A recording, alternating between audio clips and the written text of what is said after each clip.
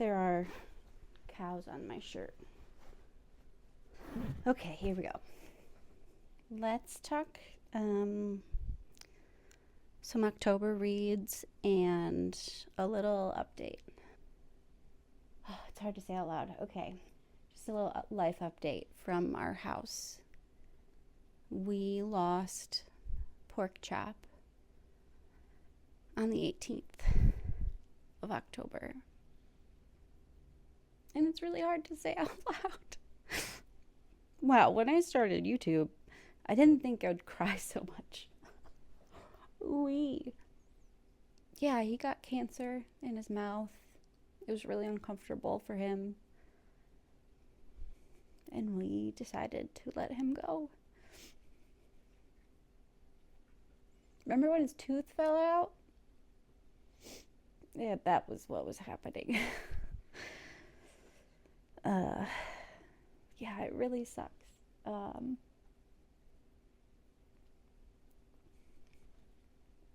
It really sucks. Hopefully I can talk about it more one day. He had quite a journey, that dude. I could talk about him for hours, but for now, we'll leave it at that. That our house is quiet.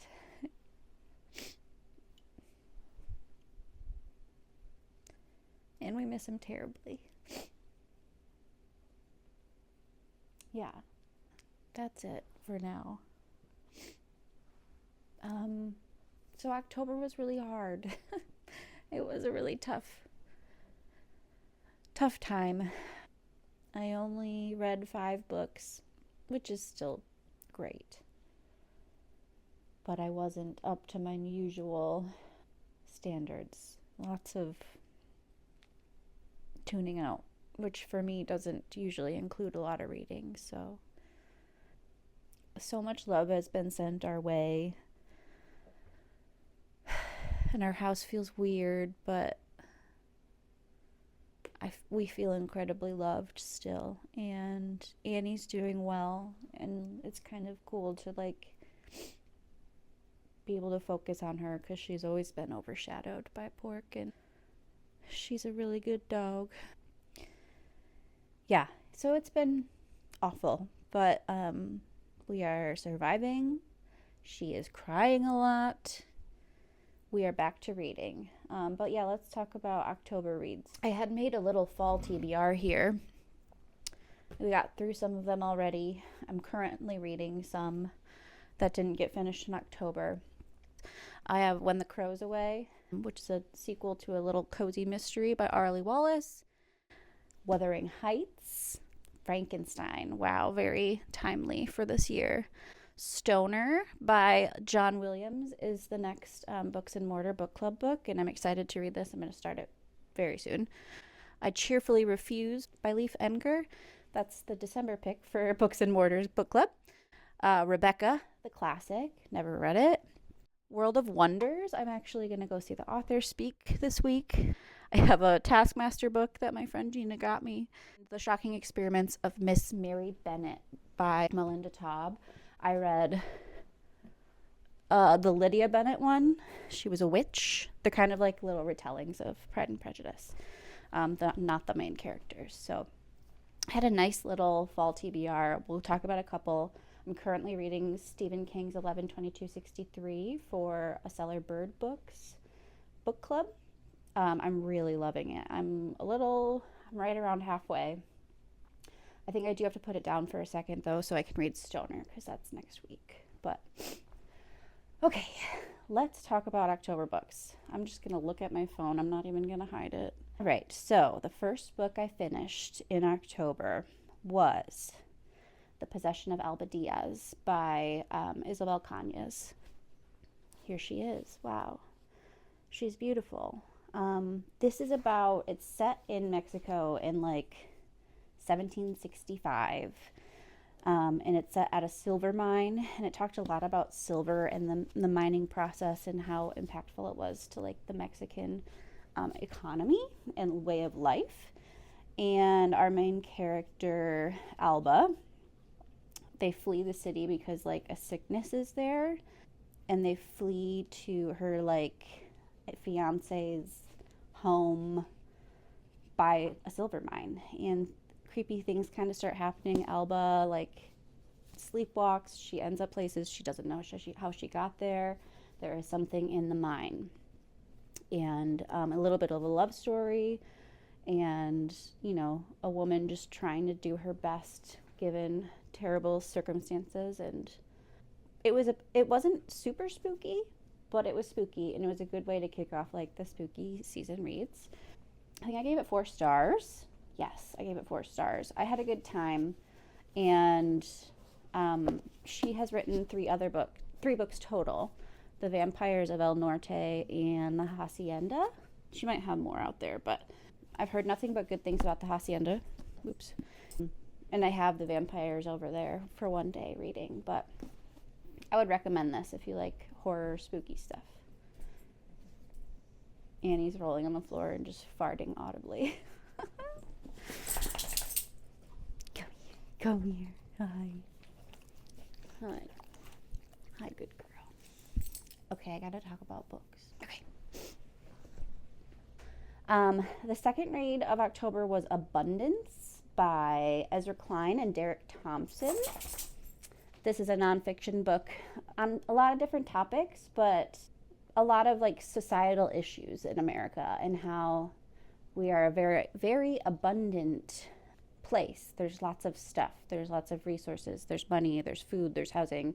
But it doesn't always get to the right place, and there's a lot of bureaucratic nonsense that stands in the way of getting our abundance to our people. Kind of hard to read with the state of the world. And then we talk about all these things that are really frustrating, and like even like the programs that slow down disbursement of our resources were usually created with like good intentions in mind, but things are not working. But it is a little hopeful. It does have like some promising stories and thoughts, and I listened to this book. It's a short book. It's a short listen. I gave it 3 stars because it was just kind of a heavy topic, and maybe I wasn't in the right mindset for it either. But I'm glad I read it, and I think it's a worthwhile read if you are looking to better understand how we've gotten to where we are, which is not fun. Next, I listened to The Reformatory by Tananarive Due. She's a chunky book. This was a long listen, and it's like a 600-page book. And it is all about, more of America's greatness. Florida, 1950.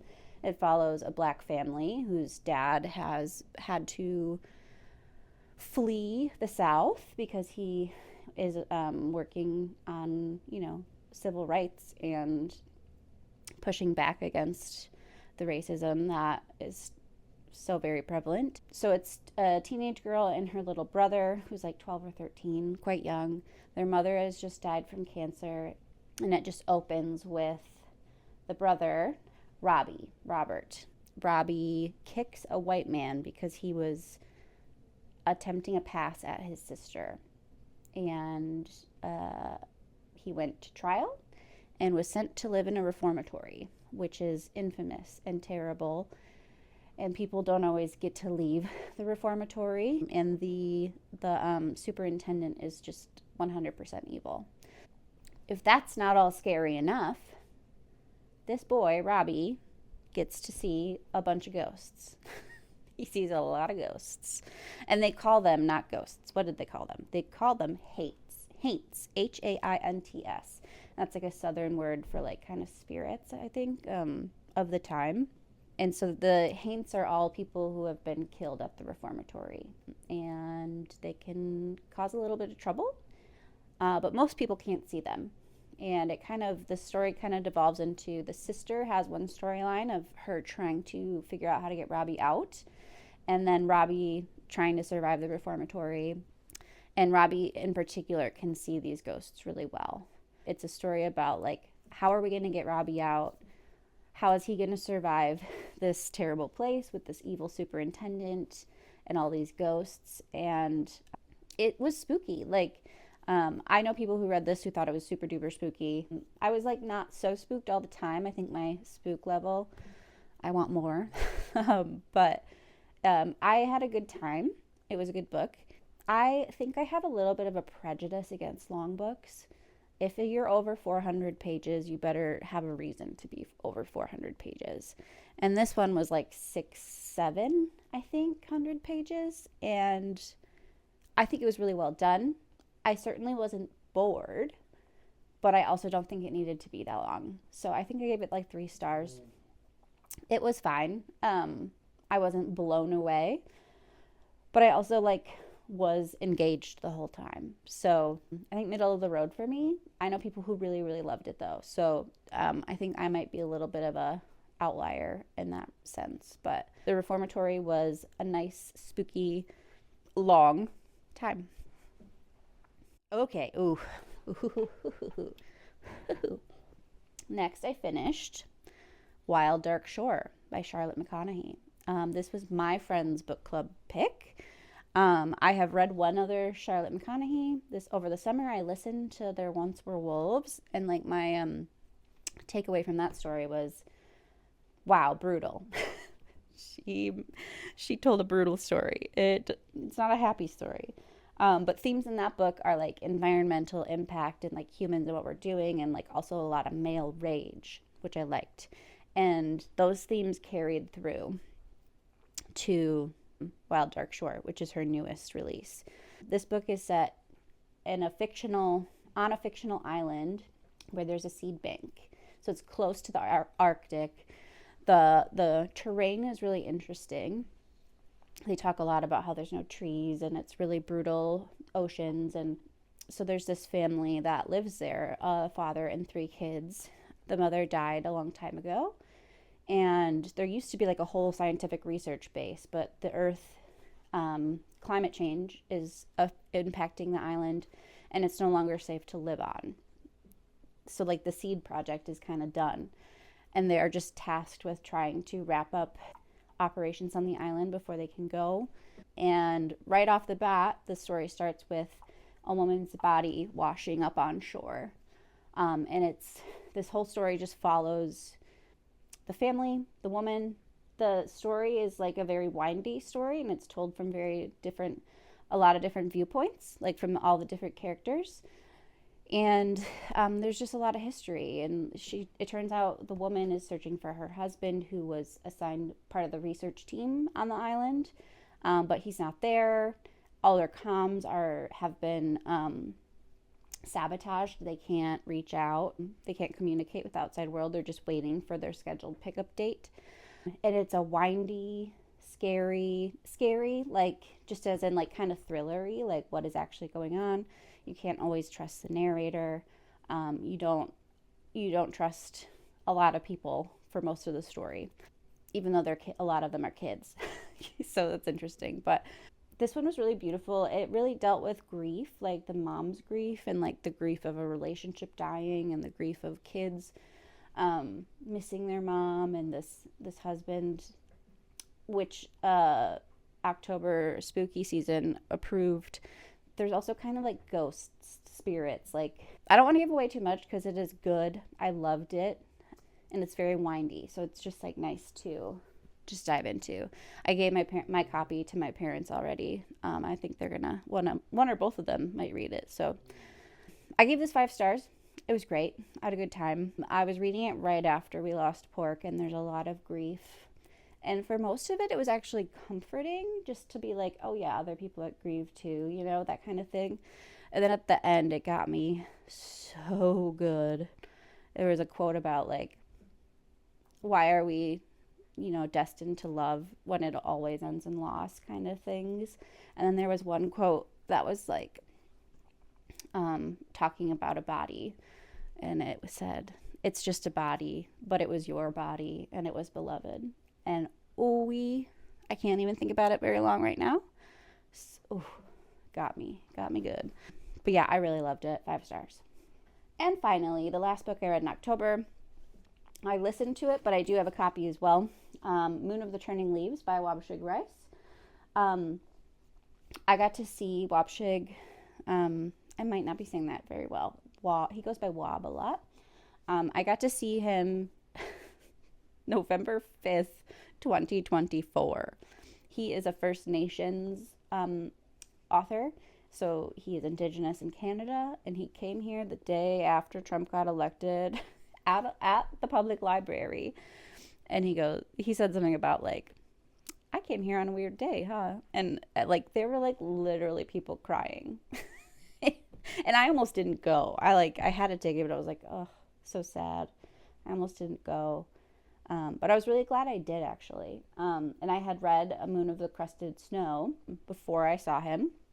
He was out promoting this book, the sequel to that. And yeah, it turned out to be like the best decision on a day where I was grieving for our country and things like that. He said something about how like there's no better place to be on a day like that as to be at a library where like stories and people are celebrated. So that was nice. But Moon of the Crusted Snow outlines a reservation in Canada, and it is kind of like post-apocalyptic. The lights go out, energy's donezo. They're kind of already secluded, so like the first book is a lot of uncertainty about what's happening, and like this community battling to stay alive and to navigate this change, and also navigate a big bad white guy that comes. Wow, it's always big bad white guys. So this book takes place like 10 years or more after the first book. It follows mainly one of the main characters from the first book and his daughter, who's now like a teenager, and she's an amazing hunter and amazing part of the community. And they are realizing that where they have landed post the world ending, they've kind of tapped their resources. You know, they are a people that wandered, they moved around as an indigenous community before they were forced onto a reservation, for this very reason that like you will run out of animals and food and plants. You can't run a land dry. So they're starting to talk about exploration missions, about leaving, finding a new place. And it is tough. It's tough. I mean, it's not like happy books, but I was like middle of the road on them both. I had a good time. I think I need a little bit more joy in a sad story if it's going to just be all sad. And there was a lot of sad moments in this as well. So, but I liked revisiting the characters, and I liked this new challenge. I did listen to this, even though I have a signed copy from the author talk. Wow. To Liz, all the best. Wow. Also, I listened to his bio at the end. They read it as part of the audiobook. His bio, I just loved, there was this line: he appreciates loud music in the Four Seasons. Me too, dude. So yeah, I had a good time with this book. But yeah, those were the 5 books I read. If you're grieving or going through a loss of your own, I know you're not alone. That's what I got a lot of comfort knowing that other people have done this and survived it, even though it really, really sucks. Books are a nice escape when your brain can focus on them. I'm currently reading 11/22/63, and that's been an amazing, wonderful escape. I love Stephen King, and this is a really good time. This is a book that is okay being long, in my opinion. October sucked this year. Spooky season was tainted, but we'll get through it. We'll read more good books. I will hug Annie and all the other dogs in my life tightly, and I keep Porco in our hearts forever. It's so weird that he's gone, but yeah, okay. I gotta go. Thanks for being here, and